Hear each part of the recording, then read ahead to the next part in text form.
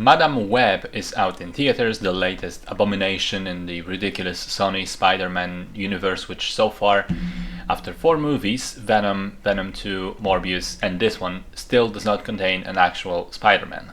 This one is a feature debut of director S.J. Clarkson. It was written by the same people who cursed us with Morbius, and it stars Dakota Johnson and Sydney Sweeney.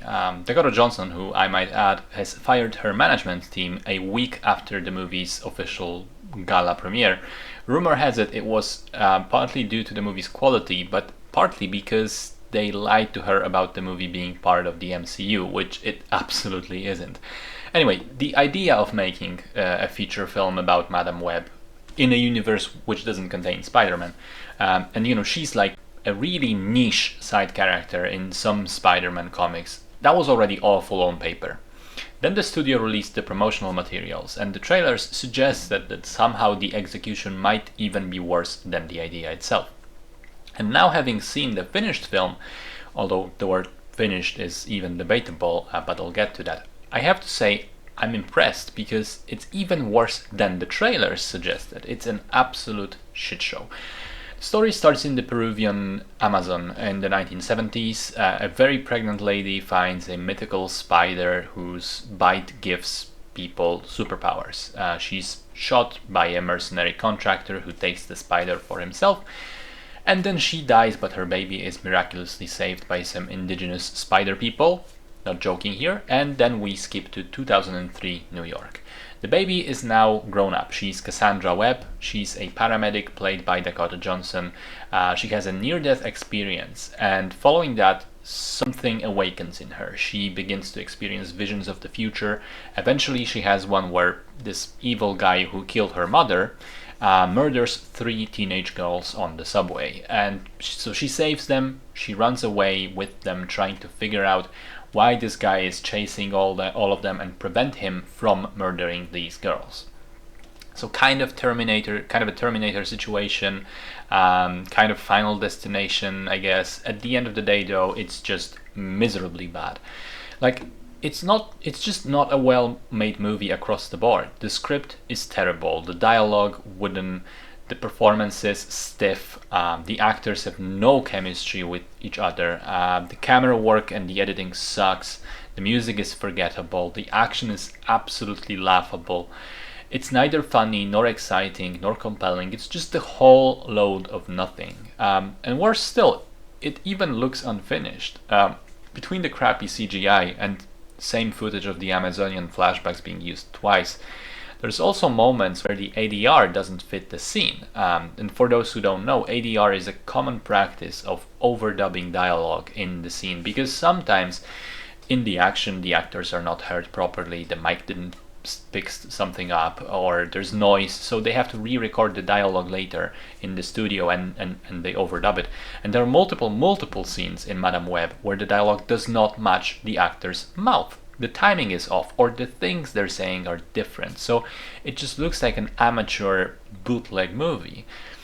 Also, it's a case of actual false advertising, because the trailer prominently featured Sydney Sweeney and the other 2 teenage girls in Spider-Women costumes, doing stuff and having superpowers. Well, guess what? It's only a dream sequence in the film, a vision of a possible future. So, you know how sometimes a superhero origin story will make it so that the hero does not actually become the hero or have any powers or do anything for the entire first film, only to get their powers and their costume towards the end? There were some movies like that already. It's worse here because they still don't get powers even at the end, or the costumes. They're still just random teenagers when the movie ends. Only Madame Web is suddenly paralyzed and blinded and has her weirdo wheelchair, which honestly, coupled with Dakota Johnson's awkward and bored line reading, is more hilarious than anything else. Couple of other observations. The villain keeps saying, oh, he needs to kill these girls because they want to ruin everything he's built.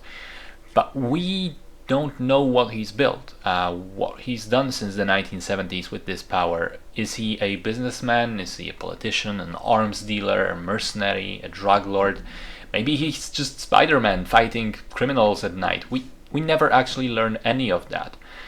why is there such an absurd amount of product placement for Pepsi specifically? I mean, there are multiple times where characters drink or at least hold bottles or cans of Pepsi, and then at the end the villain dies not because one of the heroes kills him, but because he's crushed by a giant neon Pepsi sign. And again, I'm not making any of this up. Finally, there is a subplot with Ben Parker, Uncle Ben to Peter Parker, the actual Spider-Man. A subplot in which he's Cassandra's co-worker and his sister is pregnant and she's about to give birth, and they all have to escort her to the hospital while the bad guy is chasing them. Now, if you think this would actually make for a more interesting plot where the bad guy has a vision of Spider-Man growing up to destroy him, and so he's actually trying to prevent his birth as the heroes try to stop him, you're actually right, it would make for a better movie, for an interesting plot. And apparently it was supposed to be this way. That was the original version of the script, and they wanted to tie this into possibly the Andrew Garfield version of Spider-Man, make this a prequel. But it was changed and modified and remade in the process, and it ended up this piece of shit. So what happens is, spoilers, I guess, the villain is right there, and Cassandra just says to Ben, you just take your sister and run, and because this guy is not even interested in you, he wants us. And Ben and his sister just promptly disappear for the rest of the final act. They're not even there, but not, of course, not without remaining in the entire film for long enough to send all these obnoxious winks at the audience, as if, hey guys, you know who this is? This is Uncle Ben, wink wink, and this is Peter Parker's mom, and with great power comes great responsibility, etc. It's awful because it's trying to be there, it's trying to be fan service without actually impacting the plot in any way. Anyway, I could keep going about this, but you kind of get the idea by now. The movie is a piece of garbage, as evidenced by even its main star being clearly unhappy about it. It's a complete waste of time, and I'll say the exact same thing I said when I watched Venom and Venom 2 and Morbius. Sony, please stop making these movies. It's embarrassing.